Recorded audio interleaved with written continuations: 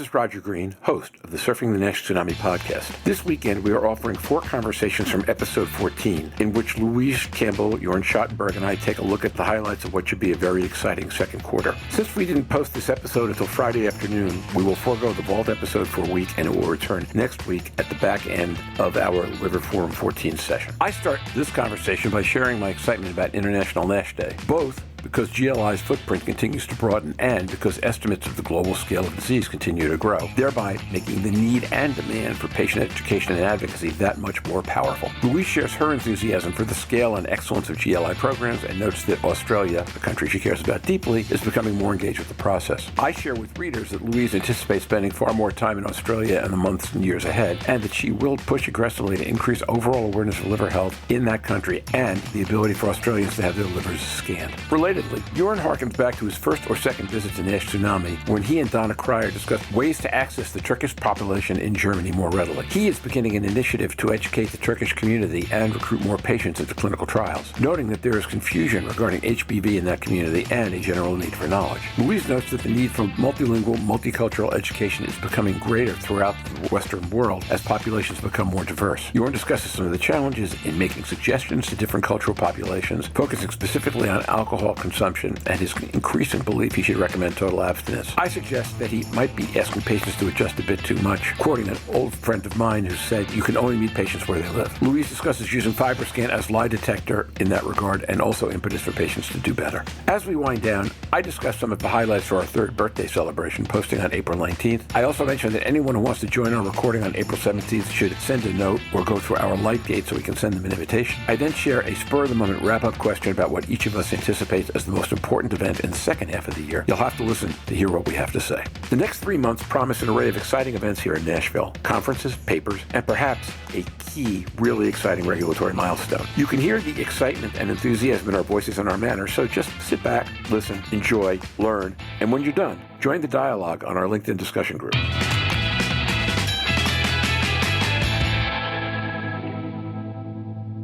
I'm excited about International NASH Day.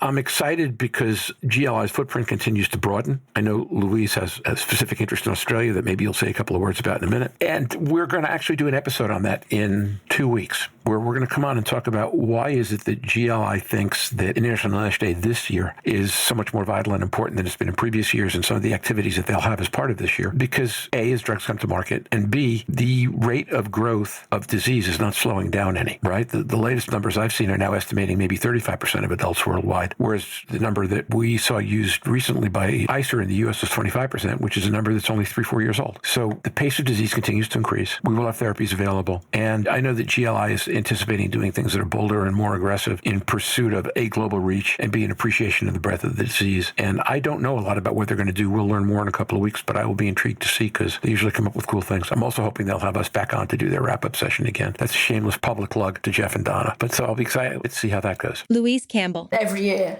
they nail it and bring something new to the field, and I think it just gets bigger and bigger, and that's testament to how they're globally engaged. And we're getting Australia were there last year. I think if it was the hepatitis unit in Brisbane were there, I'm not too sure. I'm not involved in the Australian side at the moment from getting the Liver Association or that on board, but I'm sure we will get Australia to the table at some stage. But they've certainly engaged a lot more in liver, I think, and that interview with Tony Rahman says we've still got a long way to go, but we'll keep badgering on. And besides which, Louise, now the pandemic is over, is going to start spending a lot more of your time in Australia, right? Yeah, about 50-50. That should be a rate increaser, just your mere presence and energy and passion. If not, it's a warning.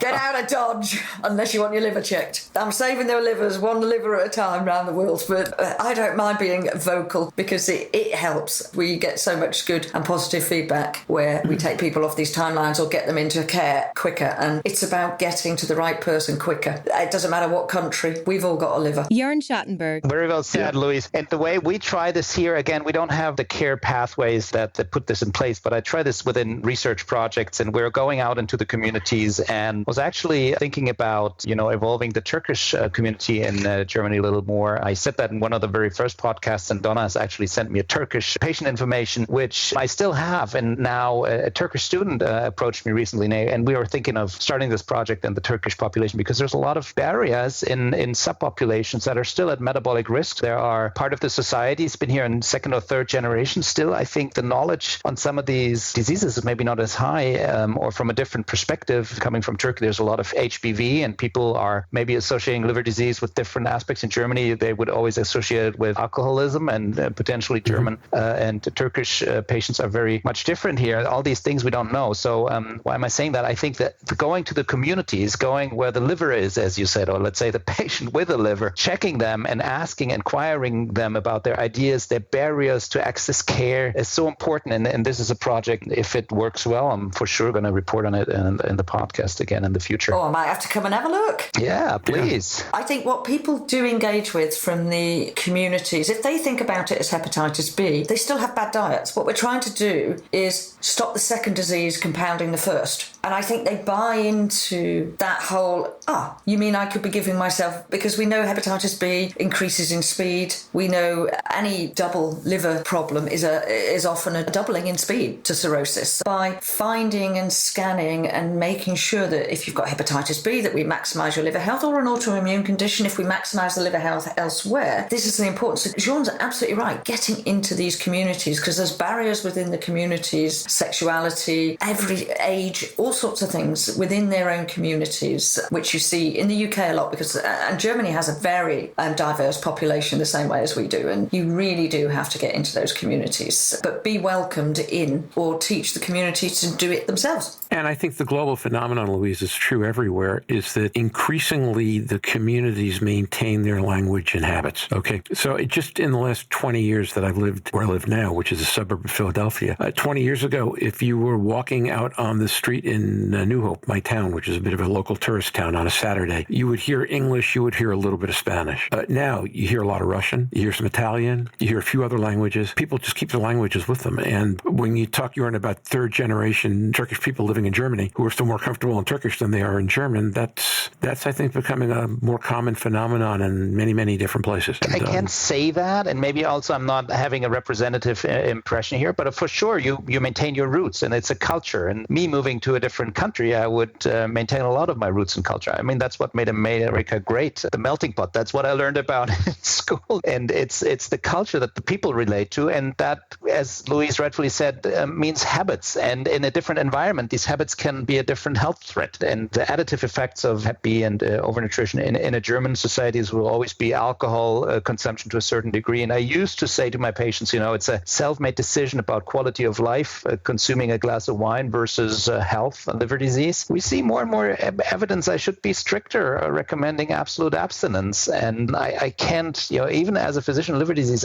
I'm not so strict with all my patients. Sometimes I'm afraid I'll lose them because they're just going to stop listening to me. A friend of mine who's a sleep specialist was talking about dealing with people with weight and apnea, and made the comment that you can only take people where they're willing to go as fast as they're willing to get there. And that shapes a lot of his decisions. So I was listening to what you were saying, and what was in the back of my mind, Jörn, was the increase in alcohol consumption virtually all over the world during the pandemic. So we're now dealing with a higher alcohol baseline than we were. And if by advocating abstinence, you can get people maybe not to abstain, but to dial themselves back further than they would otherwise, that's a good thing, yeah? And if you get them to abstain, then of course you get full hero points. But I think it's a challenge. I can't do everything at once, right? So you should join me in clinic one day. You'll see how that goes. And Louise knows all these discussions. Well, and I would need a nurse like Louise to enforce what I've said. At one point in time, you made a comment to Mazen and me that we should stop in Stuttgart and go see your clinic on the way to Vienna. And if I can make my schedule work, I intend to take you up on that. No commitment yet, but I'm hoping to do that. But you use the lie detector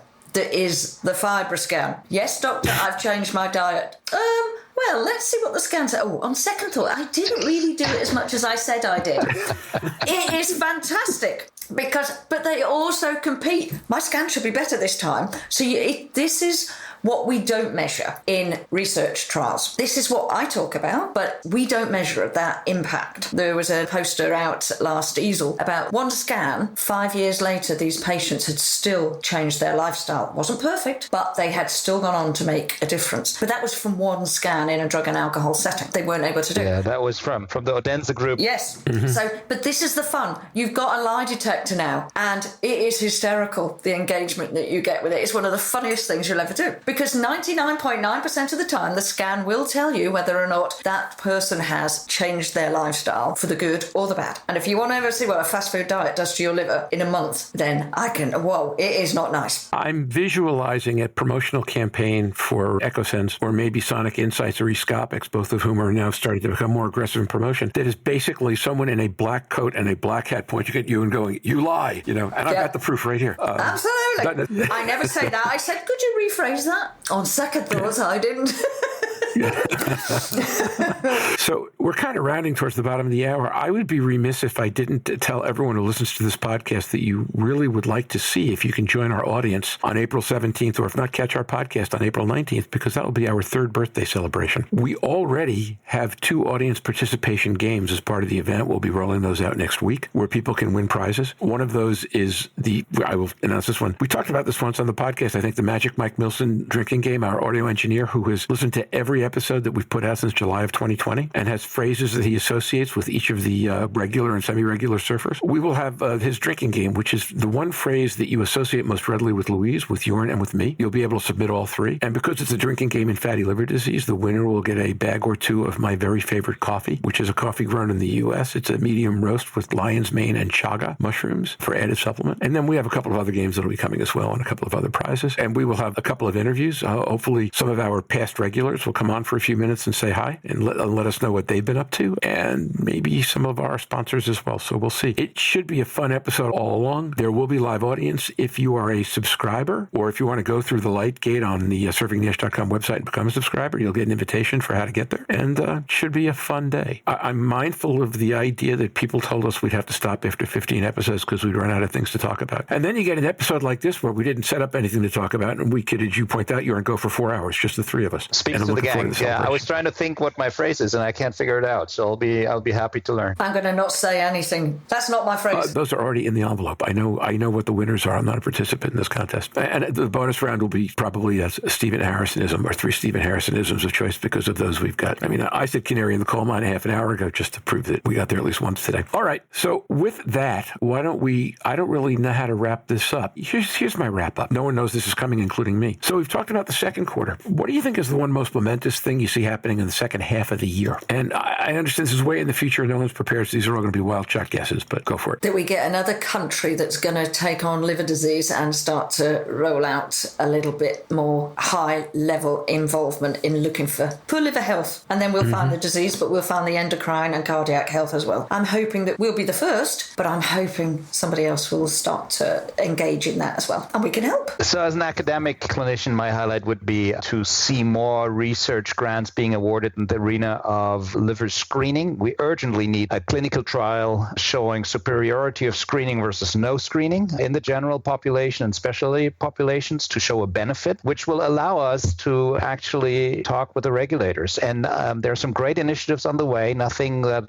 could be put up into the public yet, but I'm very optimistic that we'll see great research consortia be forming to answer that question finally. That would be an absolute highlight for me. That would be fantastic. I think the one I'm going to pick, and I'm completely making this up, I have no data at all to support me, is I grow increasingly schizophrenic about biopsy. The extraordinary value that some of the AI-assisted analyses can do in terms of things like zone of liver and disease metabolism on the one end, and on the other hand, the ability of the consortia to prove that we don't need biopsy to figure out who's doing well, and to be able, Jörn mentioned early that we're going to need to start to figure out which drugs work faster than the 18 18 months that they're given in a clinical trial to show one level reduction in fibrosis. Because in the States, people are unlikely to pay for that. So I'm hopeful that we make progress on both those fronts, better understanding of underlying disease based on better use of AI-related biopsy tools. And then on the other hand, progress in terms of understanding how to evaluate whether drugs are working faster and whether patients are succeeding faster so that we can make more informed, less economically driven decisions about which patient gets which drug at which point in time. I'm not sure that's all going to happen in the second half, but I'm confident we're going to make progress on it because I know of enough things that are going on.